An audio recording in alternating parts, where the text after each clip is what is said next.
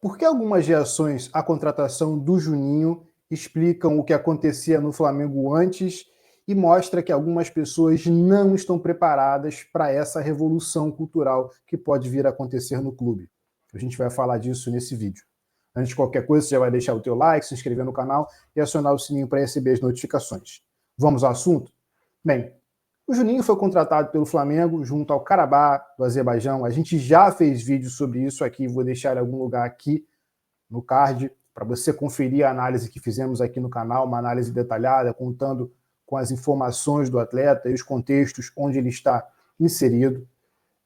A contratação do Juninho ela foi uma contratação muito mais por perfil e característica do que necessariamente pela fama do atleta, coisa que era praticada na antiga gestão. E é uma quebra de paradigmas no Flamengo. Quebra de paradigmas porque o José Boto pensa diferente do Marcos Braz em relação a muita coisa.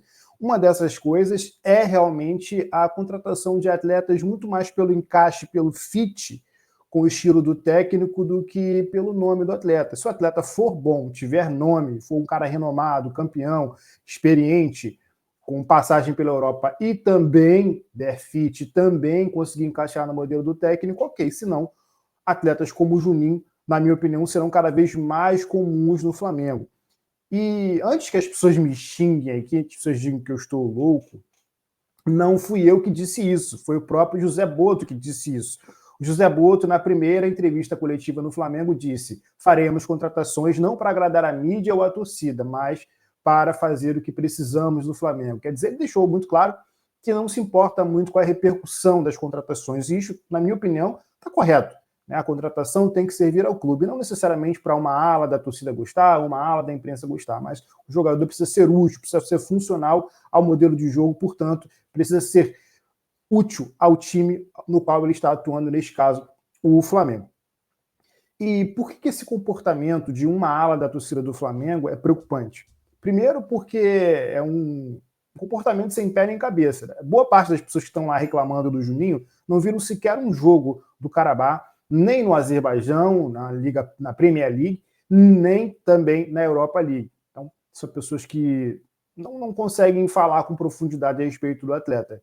E a segunda coisa, que essa sim é um comportamento que tem seus desdobramentos ao longo do tempo, é o fato de essa ala da torcida do Flamengo, né, a famosa Flagrife, que gosta de jogadores de renome, independente se eles encaixam com o estilo do técnico ou não, é uma ala que, na minha opinião, deu sobrevida ao Marcos Braz. Então, muita gente reclamava do Marcos Braz, que ele demorava demais a contratar, que ele fazia enigmas, que ele era um bravateiro, mas essa galera também ajudava, de certa forma, sem querer ou por querer, a dar sobrevida ao Marcos Braz, porque o Marcos Braz ficou tanto tempo no Flamengo por conta desses comportamentos que endossam, de certa forma, aquilo que o Marcos Braz fazia, porque é um comportamento similar. É similar ao que o Marcos Braz fazia e é similar ao que o Marcos Braz pensava. Então, isso acabou dando ao Marcos Braz essa sobrevida no Flamengo.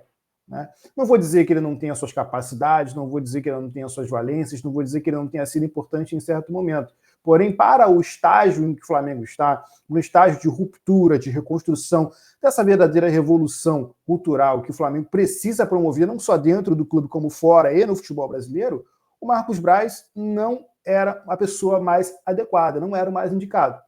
Ter um cara como o Boto, por exemplo, que pensa futebol além de dentro do clube, é um cara que realmente revolucionou em Portugal, um cara que ficou 11 anos no Benfica, é um claro indicativo de que o BAP, como presidente, não estava satisfeito com aquilo que fazia o Marcos Braz anteriormente, nem como era gerido o futebol. Isso ele mesmo disse em várias entrevistas. Então, essa histeria, esses comentários, muitas vezes comentários pejorativos sobre o Juninho, né? O Juninho é bagre. Mas era o bagre que o Sevilla queria e, segundo a ESPN, que o Bayer Leverkusen também queria. Inclusive, preciso dizer que o Juninho performou muito bem em 2 jogos contra o Leverkusen do Xabi Alonso, o Leverkusen que era a sensação da Alemanha até então. E esse time, inclusive, do Karabakh, que é um time do Azerbaijão, foi um time que, com o Juninho, ali, em muitos momentos, ele foi um time que levou muito perigo para o time, não só para o Leverkusen, mas para o Lyon, para o Braga. na Europa League. Eu não estou nem falando do campeonato do Azerbaijão, que realmente é um campeonato que tem um referencial frágil, tá?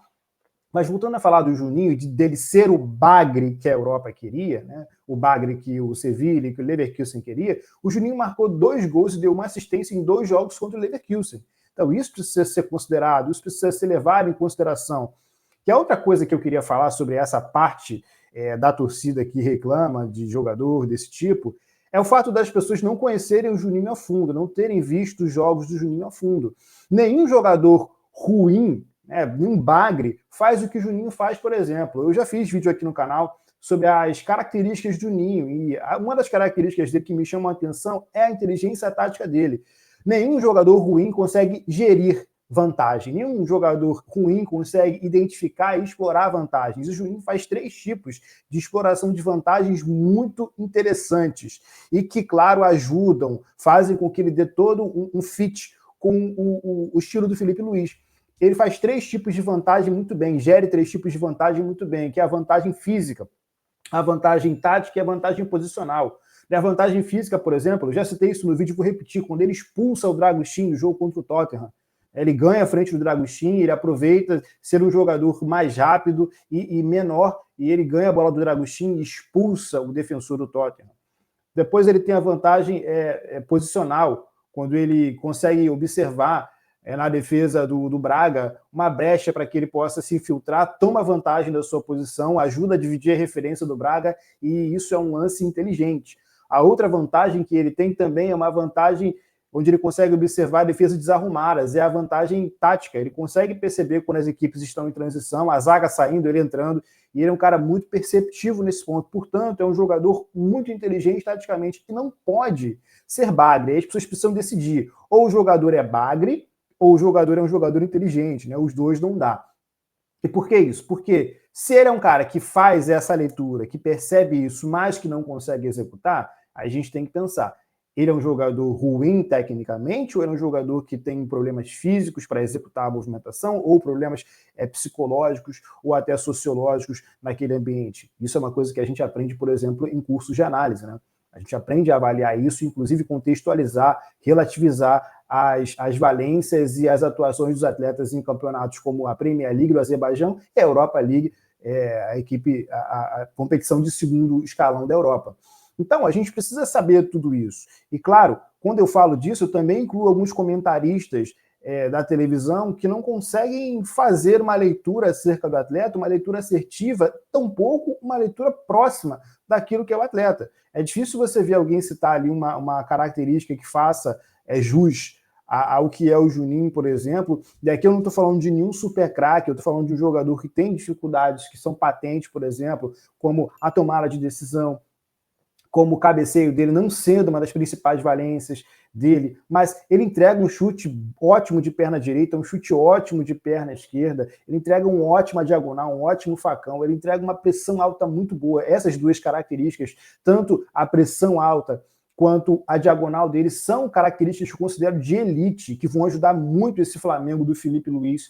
Então, diante de todas essas situações, eu acho que é preciso pensar um pouco, é preciso fazer uma reflexão, e eu convoco uma reflexão aqui. Você que está do outro lado, aprova a contratação do Juninho ou você desaprova? E se você aprova, por que você aprova? E se você desaprova, por que você desaprova? Claro, o argumento de você é bagre para quem vai criticar, não funciona. Preciso que você explique por que o Juninho é bagre aqui. Eu faço não só um pedido, mas também um desafio àqueles que criticam a contratação do atleta. E para você que apoia, o que você acha? Como você acha que o Juninho pode ajudar o Flamengo? Como você acha que o Juninho vai se encaixar? Ele vai jogar pela ponta esquerda ali, muitas vezes do lado do Bruno Henrique? Ele vai ser o homem de referência do Flamengo? Ele vai ser o segundo atacante quando o Pedro voltar? Deixa aí a sua opinião na seção dos comentários. E aproveita para deixar o like, se inscrever no canal e acionar o sininho para receber todas as notificações. Até a próxima, amigo. Valeu!